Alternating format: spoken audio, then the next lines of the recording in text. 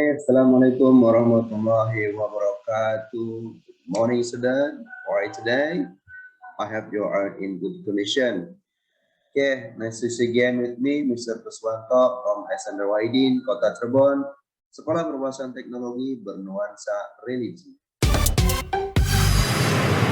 Baik, karena sekarang masih pandemik, Mr. akan tetap selalu mengingatkan kepada kalian terkait dengan protokol kesehatan. Tetap harus kalian jalankan. Pertama, kalian harus memakai masker. Kedua, mencuci tangan. Dan ketiga, tetap harus menjaga jarak. Baik, kita tonton terlebih dahulu terkait dengan protokol kesehatan. Video berikut ini. Mumpung lagi di Jakarta, mau reuni apa ketemu sama temanku yang katanya kerja di sini? Maaf Bu, Ya? harap mengikuti protokol dulu. Oh iya. Bu, Apalagi? maskernya tolong dirapikan. Udah benar. Ya, makasih ya. Bu, jangan cuci tangan di tempat yang diberikan tanda X. Lah kenapa, Tom? Ibu sudah benar cuci tangan, tapi ibu juga harus ingat, jaga jarak aman minimal 1 meter. Ya Bu, 3M itu sepaket, lakukan semuanya. Menurut riset, Oh iya.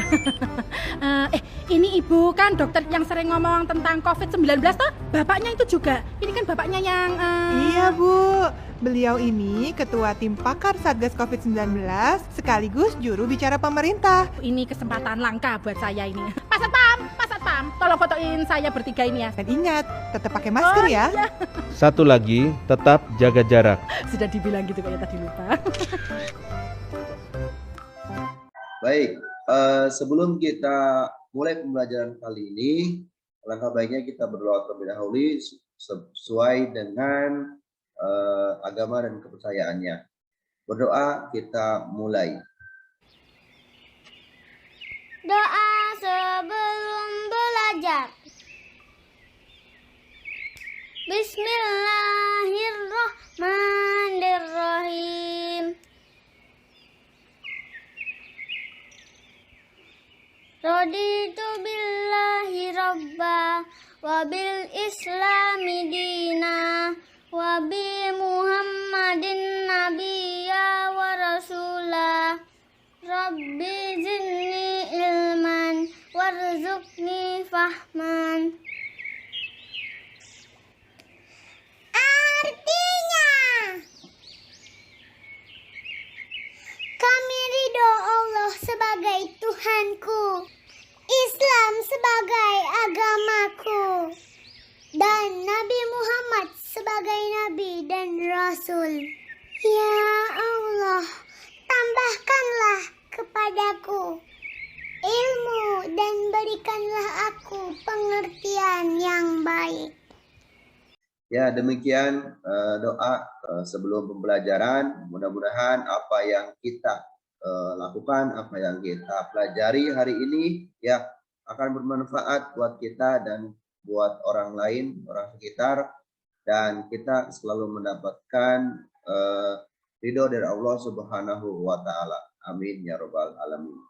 Baik, untuk kali ini kita akan tetap masih berkaitan tentang narrative text language feature, tata bahasa yang digunakan dalam narrative text atau teks narasi. Oke, untuk tujuan pembelajaran kita masih tetap seperti yang minggu kemarin, yaitu tentang membandingkan fungsi sosial ya, teks naratif fairy tale, kemudian 2 mengidentifikasi generic structure teks naratif fairy tales, dan ketiga mengidentifikasi informasi dari isi teks naratif fairy tales. Nah, karena pembahasan kita kali ini hari ini adalah tentang language feature ya dalam naratif teks atau teks narasi.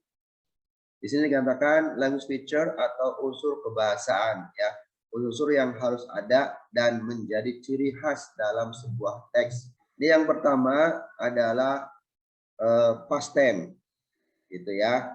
Nah, past tense kalimatnya dalam bentuk lampau atau masa lalu, simple past tense, past continuous tense, dan past perfect tense. Nah, kebanyakan yang gunakan itu adalah yang simple past tense. Seperti dalam definisinya sendiri bahwa narrative text itu adalah sebuah teks yang menceritakan secara berurut gitu ya, sebuah cerita dalam bentuk lampau. Nah, kemudian yang kedua, language feature in narrative text yang kedua adalah adverb of time, yaitu menggunakan kata keterangan waktu seperti contoh once upon time, one day, this time, until one day gitu kan, dan masih banyak lagi before century gitu kan, ininya banyak ini ya. Jadi itu adalah kata keterangan waktu. Berikutnya adalah language feature yang ketiga adalah adanya time conjunction, kata penghubung waktu gitu ya. Jadi menghubungkan kalimat satu dengan yang lainnya menjadi satu waktu ya.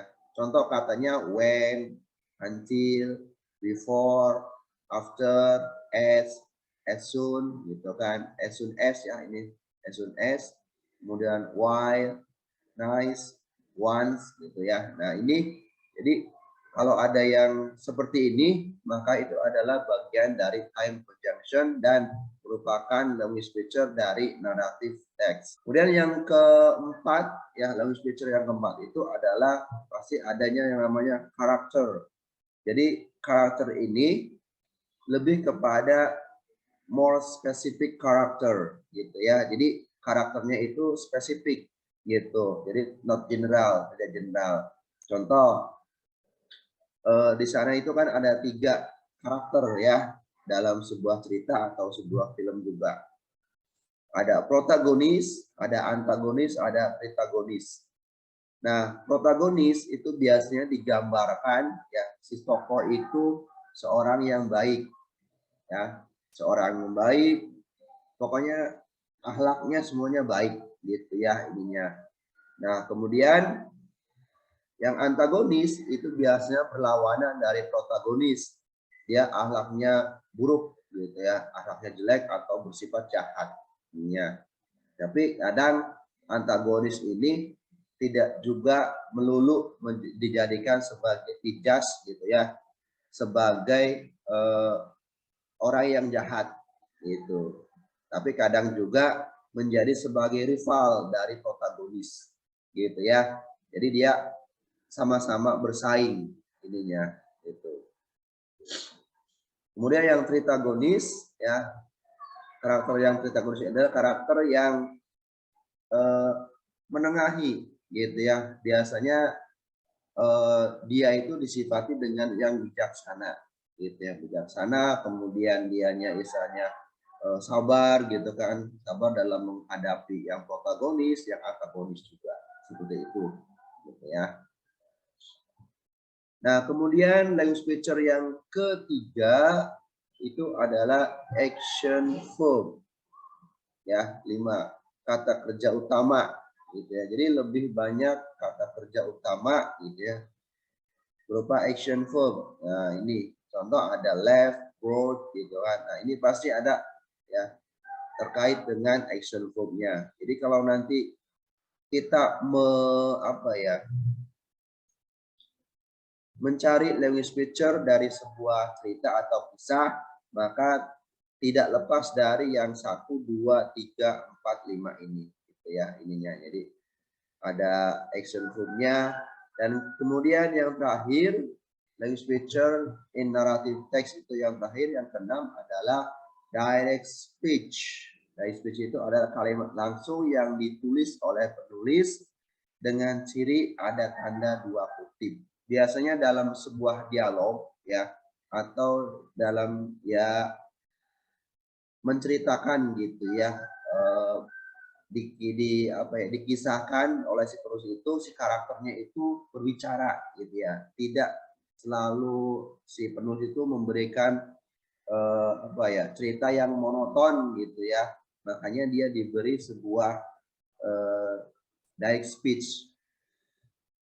Ya, jadi di situ ada dialog gitu ya, ada obrolan yang menarik gitu kan, sehingga pembaca itu oh ini dia si karakter utama itu ngomong begini gitu ya, kemudian disanggah oleh yang antagonisnya dan seterusnya gitu ya. Nah, jadi untuk language feature in narrative text ini sendiri ya itu ada 6 ya. Pertama, dia menggunakan kalimat bentuk lampau atau past tense ya. Kemudian yang kedua dia ada adverb of time-nya. Yang ketiga ada time conjunction. Keempat dia punya karakter yang spesifik gitu ya. Karakter itu tokoh ya, tokoh yang lebih spesifik. Kemudian ada action verb-nya.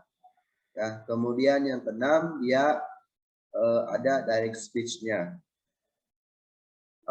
Mister, bagaimana kalau ada sebuah kisah cerita tidak ada direct speech-nya? Maka bisa dikatakan narrative text enggak? Bisa, karena memang narrative itu sesuai dengan pengertiannya ya, cerita urut ya dalam bentuk lampau. Maka kalau sudah ada pastnya ya, ada past tense-nya, ada bentuk lampaunya, maka itu bisa dikatakan narrative text. Dan kemudian yang kedua adalah apa? Oke, berikutnya kita coba, Mister punya kisah ya, cerita jenis narrative text-nya ini adalah fables ya, fables.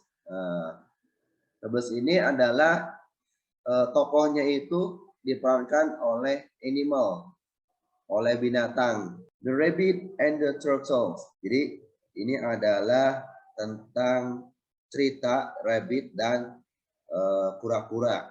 Nah, one day ini bagian dari waktu gitu ya, pada suatu waktu.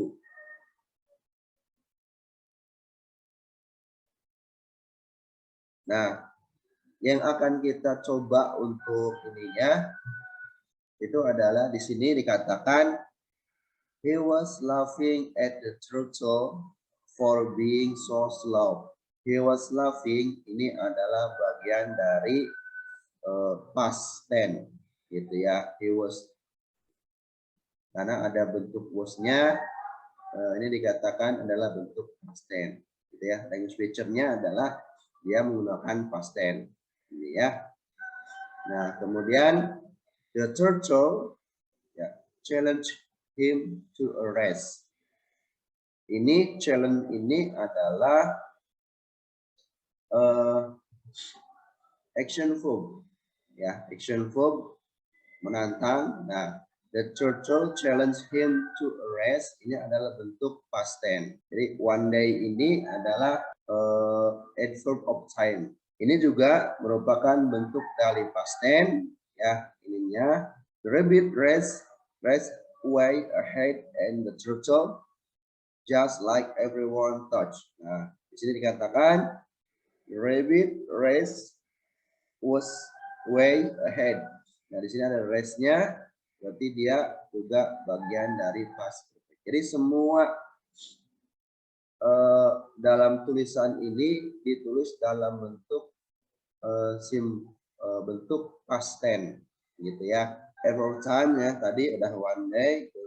Time conjunction di sini ada all this time, ini adalah. Kemudian however, karakternya itu adalah rabbit, turtle, and di sini ada nggak moral value cerita fable the rabbit and the turtle. Nah, ini ada moral value-nya. Apa itu? Nah, jadi dikatakan lawan yang lemah kalau diremehkan bisa berubah menjadi lawan yang tak bisa yang tak bisa terkalahkan. Jadi jangan pernah menganggap remeh ya, underestimate gitu kepada siapapun. Jadi jangan sombong. Orang yang tampaknya biasa saja mungkin ternyata menyimpan potensi yang lebih besar daripada. Nah, berikutnya kita akan coba tentang Sangkuriang. The type of narrative text folk tales. Ya, cerita rakyat. Dari mana? Ya, dari Jawa Barat. Ini ada Sangkuriangnya, kemudian ini Dayang Sumbinya, dan ini adalah si Tumang. Jadi karakternya itu ada 3 ya, Tumang, kemudian Sangkuriang, kemudian ini adalah Dayang Sumbi. Baik, berikutnya adalah kita coba untuk mengupas language feature dan structure of narrative text, cerita dari folktale Sangkuriang. Ini yang pertama adalah orientation ya, dimana seperti yang pernah Mister sampaikan bahwa orientation itu ya akan menampilkan ya kisahnya tentang satu karakter atau tokohnya, kemudian tempat kejadian dan waktu kejadian atau peristiwa tersebut ya. Nah, di sini katakan di orientation ini, once upon a time in West Java, Indonesia, lived a princess named Dayang Sumbi. She was beautiful and kind-hearted. Her hobby was weaving clothes, but sometimes she could be very lazy.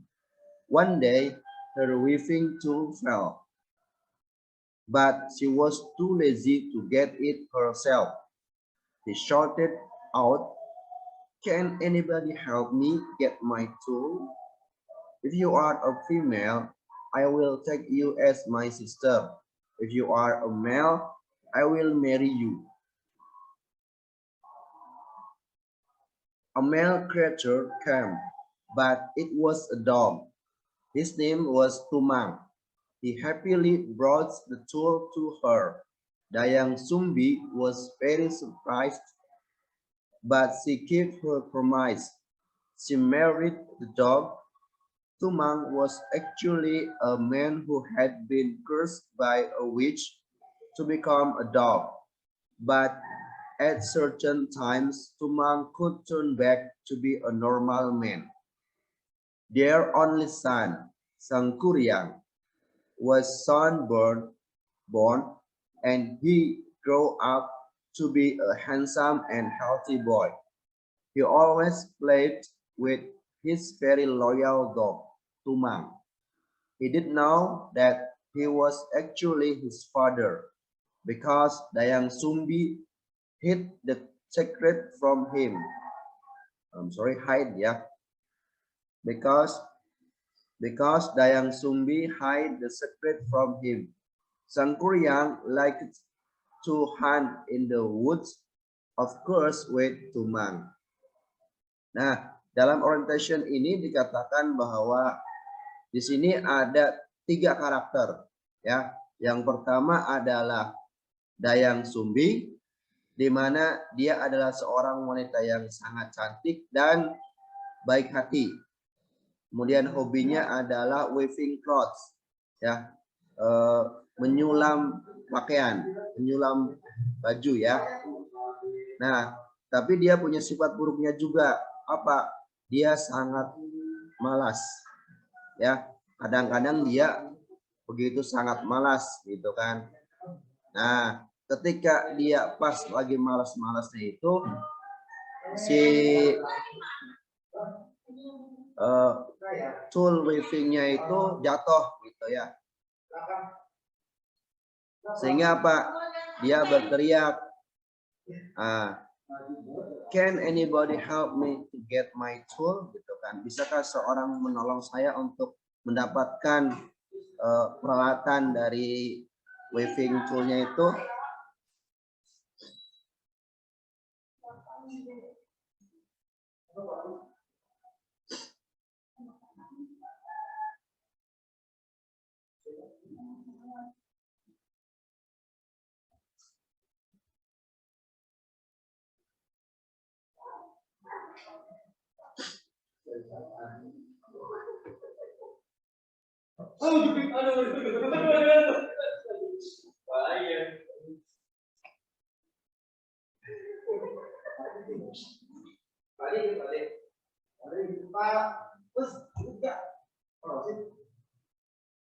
Ya, lagi bikin video.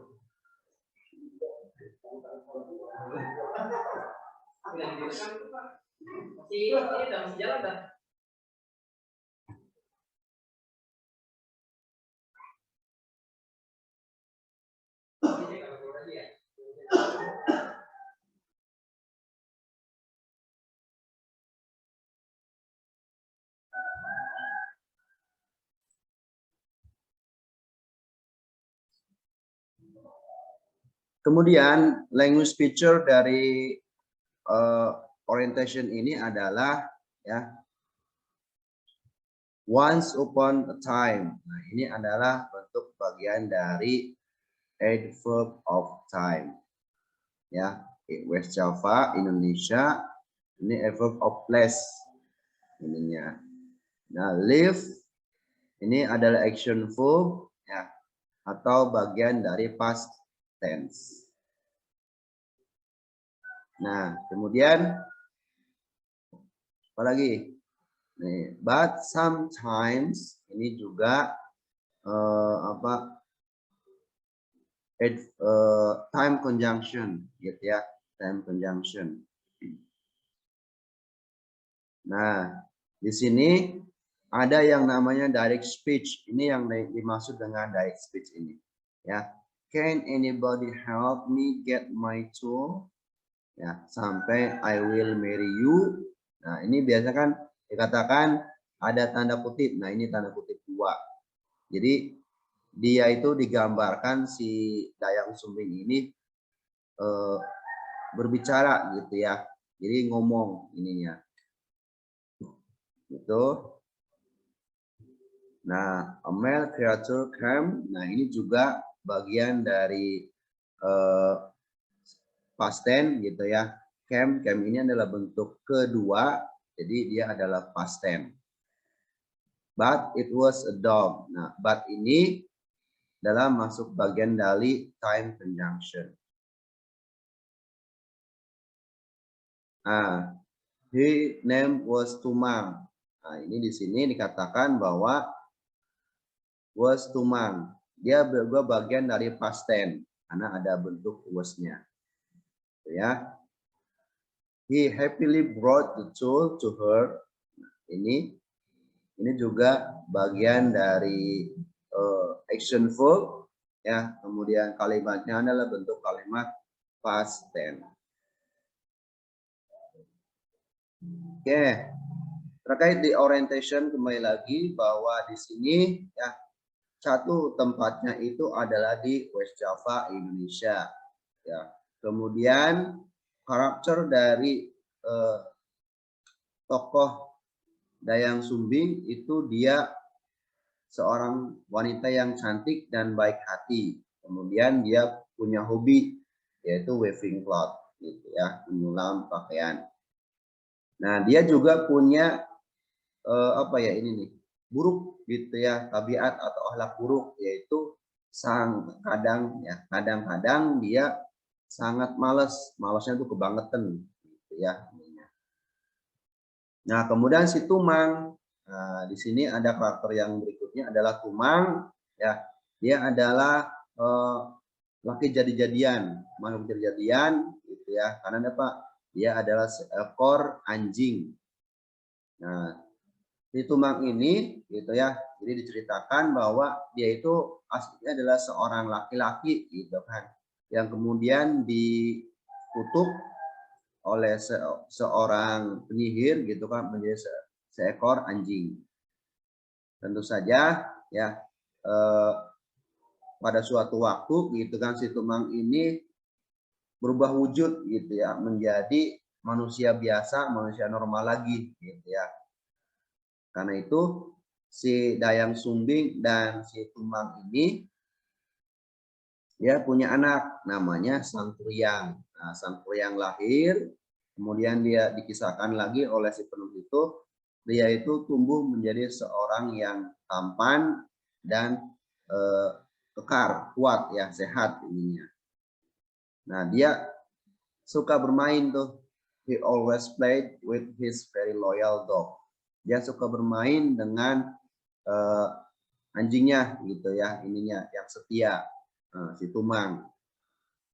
Nah, tapi dia tidak tahu bahwa sebenarnya si Tumang ini adalah ayahnya. Karena Dayang Sumbing ini menyembunyikan gitu ya, menyembunyikan rahasia dari dia. Nah, kemudian Sangkuriang itu sukanya, hobinya itu adalah berburu di hutan gitu ya, tentu saja dengan Tumang. Nah, ini adalah semua bagian orientation ya. Tadi language feature-nya sudah disampaikan. Berikutnya adalah di complication. Nah, complication ini terjadi ya. Nah, ketika apa? Ketika suatu hari gitu kan, one day Dayang Sumbing asked him to bring home a dirt herd. Nah, si Dayang Sumbing ini minta kepada him itu di sini dikatakan sang kuryang gitu kan, untuk membawa pulang hati ya, hati seekor rusa kijang gitu kan. But ini adalah apa, time conjunction after hunting for several days gitu ya. Nah, ininya after, ini adalah bagian time conjunction. Dia tidak mendapatkan gitu ya, pun sedikit pun gitu kan, tidak mendapatkan gitu kan seekor seekor kijang ya di hutan. He could not find any deer in the woods. He did not want to disappoint his mother and was thinking hard how to bring home a deer herd. Ya, jadi dia tidak mau mengecewakan ibunya dan dia berpikir keras bagaimana cara untuk membawa hati rusa itu. Nah, suddenly ini adalah termasuk juga time conjunction ya, tiba-tiba ya. He had a very bad idea. Dia punya ide jahat ya, ide buruk. Kemudian dia apa? Dia he killed Tumang. Dia membunuh Tumang. Ini adalah past tense ya. He killed Tumang. Then ini time conjunction. He brought his herd home and gave it to Dayang Sumbing. Dia membawa hati ya, hatinya, his herd, hatinya ini adalah his, ini adalah si Tumang ya, herd ya, bawa pulang dan diberikannya ke Dayang Sumbing. Mulai ini complication ya, ada apa, masalah karena dia tidak tahu sebenarnya bahwa si Tumang itu adalah ayahnya. Nah, malah dibunuh gitu ya sama sang kuryang. Nah, sang kuryang could not cheat her. Sang kuryang tidak tidak jujur kepada si her, ini adalah Dayang Sumbing. She know it was Tumang herd. Nah, ternyata si Dayang Sumbing itu sudah tahu bahwa itu adalah hatinya Tumang. So, sehingga time conjunction, she got very angry and hit sang kuryang's forehead with a piece of wood and told him to leave. Jadi dia sangat marah dan memukul sang kuryang, jidatnya sang kuryang dengan sebuah kayu ya, dan mengatakan ya, untuk apa? Untuk meninggalkan kampung halaman. Jadi dia kemudian diusir gitu ya. With a bad wounds on his forehead, dengan luka yang cukup parah di kepalanya ya, di forehead gitu. Sang kuryang pergi meninggalkan desa. Nah, complication berikutnya adalah many years later gitu ya. Ini sang kuryang grow up to be a powerful man ya, tumbuh menjadi seorang yang sangat kuat ya. Suatu hari dia pulang gitu kan ke, one day he went back to his village one day. Nah, ini masuk bagian dari time conjunction. Dia kemudian apa? Nah, ini pulang lagi. Nah, kemudian di tengah jalan ya, he met a beautiful young woman there gitu kan. Di desanya itu ketemu sama wanita cantik. Nah, kemudian dia jatuh cinta pada pandangan pertama gitu ya. It was Dayang Sumbi. Nah, ternyata ini adalah wanitanya adalah Dayang Sumbi. She never got older because she had been granted eternal youth by the gods. Jadi dia itu tidak pernah tua ya, tidak akan tua. Kenapa? Karena dia diberikan awet muda ya oleh Tuhan. Sang Kuryang did know that she was his mother. Jadi Sang Kuryang itu dia tahu bahwa itu adalah ibunya. So he came to her and proposed to marry her. Jadi dia kemudian datang dan kemudian langsung ya mengajak si Dayang Sumbing untuk menikah. Gitu.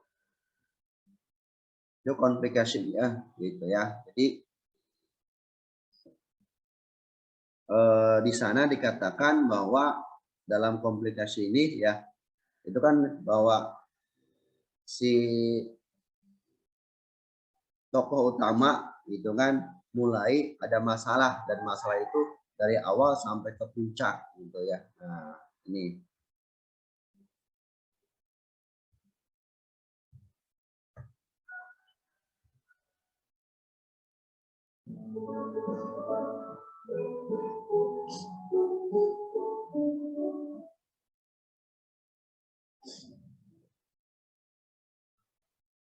Nah, ini sebenarnya masih ini ya, masih bagian dari ini ya. Ini kalau salah ininya. Bagian dari complication. Nah, when he walked across to her, Dayang Sumbi got very surprised. She saw the scar in Sang Kuryang forehead. Ya. Jadi dia ketika dia berjalan mendekati Dayang Sumbing kemudian terkejut. Dia melihat gitu kan tanda di Sang Kuryang gitu kan di jidatnya Sang Kuryang dan segera dia tahu bahwa itu adalah anaknya. Who left her a long time ago. Yang ya live ya yang pergi ya meninggalkannya beberapa tahun yang lalu. She told him the truth and tried hard to explain it to him gitu ya. Jadi dia si Dayang Sumbing itu langsung bilang ke Sang Kuryang bahwa ini adalah ibunya gitu ya ke dianya. Tapi he did not believe her. Jadi si Sang Kuryang ini tidak percaya kepada si Dayang Sumbing itu. She did not want to break his heart gitu kan. Dayang Sumbing ini tidak mau mengecewakan hatinya gitu ya. Sehingga dia menerima she accepted his proposal but gave him an impossible thing to do. Jadi dia tetap menerima lamaran gitu ya, tapi diberikan satu syarat yang sesuatu yang tidak mungkin bisa dilakukan ya. She wants him to build a leg and a boat in just one night. Jadi dia ingin si Sang Kuryang ini untuk dari cerita si Sang Kuryang ini kalian bisa ya memisahkan antara mana yang kalimat past tense, mana kata adverb of time, adverb of time gitu. Kemudian time conjunction-nya mana gitu kan. Kemudian action verb-nya mana, karakternya siapa saja gitu ya. Kemudian di sini dikatakan ada tidak yang namanya direct speech-nya gitu. Nah, itu yang perlu kalian cari gitu ya ininya. Kalau lihat dari sini adalah when ini bagian time time conjunction, kemudian he walked close to her. Ini adalah past tense gitu ya. Kemudian walked ini adalah action verb-nya. Dayang Sumbing adalah karakternya ya, karakter tokoh utama. Kemudian got very surprised, Dayang Sumbing got very surprised. Ini juga bagian dari simple past tense gitu ya. Got ini adalah action verb ya. Very juga time conjunction ya. Surprise ini adalah bagian dari action verb gitu. Nah, di sini ada tidak direct speech-nya? Kalau di sini tidak ada ya. Berarti tadi di orientation, ada yang namanya direct. Baik, seperti itu saja terkait dengan language feature, di mana ada 6 ya language feature itu. Yang pertama adalah narrative text ya, language feature-nya itu berupa past tense. Yang kedua ada adverb of time-nya. Yang ketiga dia baik. Kesimpulannya adalah language feature in narrative text itu ada 6 ya, unsur kebahasaan di teks narasi itu ada 6. Yang pertama dia berupa kalimat past tense ya, kalimat lampau. Kemudian 2 dia ada adverb of time-nya, kata-kata keterangan waktunya. Kemudian yang ketiga ada time conjunction ya, di mana time conjunction ini adalah sebagai penghubung kalimat gitu ya ininya, tapi dia menunjukkan waktunya gitu kan. Kemudian keempat ada karakter. Nah, karakter di sini adalah spesifik karakter gitu ya. Seperti tadi ada Dayang Sumbing, Sangkuriang, sama Tumang gitu ya. Ya. Dan kemudian yang kelima ada action verb-nya atau kata kerja utama ya. Action verb-nya gitu. Nah, seperti left, wrote gitu kan. Nah, kalian bisa menemukan banyak action verb ya yang ditulis dalam kisah tadi ya, baik itu si Sangkuriang atau the rabbit and the choco. Kemudian direct speech-nya. Direct speech ini kalimat langsung yang ditulis oleh penulis ya dengan ciri dan tanda 2 kutip. Nah, direct speech ini tadi di the rabbit and choco tidak ada. Kemudian di Sangkuriang ada di bagian orientation di paragraf pertama gitu ya. Nah, jadi si tokoh utama itu dikisahkan berbicara langsung gitu ya ininya. Baik, itu saja mungkin yang dapat bisa sampaikan. Terima kasih atas segala perhatiannya. Mohon maaf ya apabila ada kekurangan. Kita tutup dengan doa ya setelah belajar. Subhanaka Allahumma bihamdika asyhadu alla ilaha illa anta astaghfiruka wa atubu ilaik. Assalamualaikum warahmatullahi wabarakatuh.